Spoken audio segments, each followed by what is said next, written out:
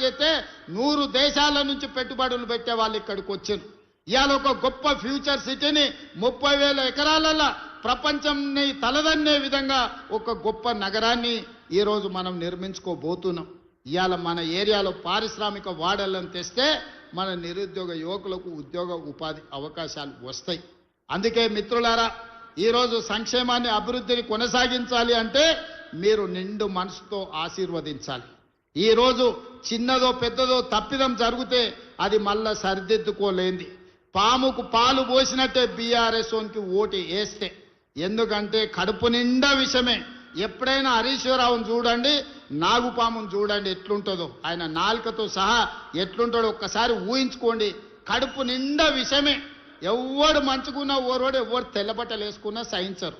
అందరూ దివాలా తీసి ఉండాలి, మొత్తం పిచ్చమెత్తుకొని బతకాలని కడుపు నిండా విషం పెట్టుకొని తిరుగుతున్నారు. కాబట్టి ఈ పాములకు మీరు ఓటేస్తారంటే పాముకు పాలు పోసినట్టే.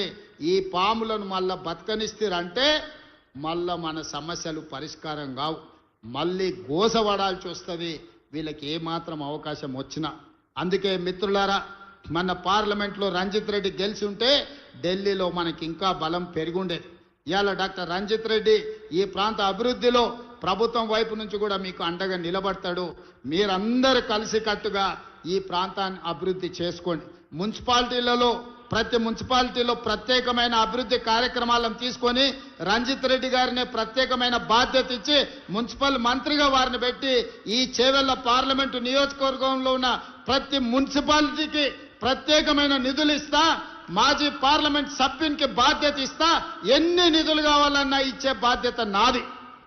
పని చేయించుకునే పని మీది. గెలిపించుకోండి, మీరు నిధులు సాధించుకోండి. మీరు గాడిదకు గడ్డేసి గోవుకు పాలు విండుతామంటే కుదరదయ్యా. నేనైతే ఇక ఉన్నది ఉన్నట్టు చెప్పదలుచుకున్నా. మీరు గాడిదలకు గడ్డేస్తే అవి తిని బాగా బలుస్తాయి, వెనక పోతే తంతాయి, ముందరికి వస్తే పొడుస్తాయి. మీరు గోవు దగ్గరకు పోయి పాలు విండనికి పోతే రావు. అందుకే ఇవాళ గోవు లాంటి కాంగ్రెస్ పార్టీని గెలిపించుకోండి. ఇదే మన పేదోళ్ళ పార్టీ, మన పేదలకు మర్యాద.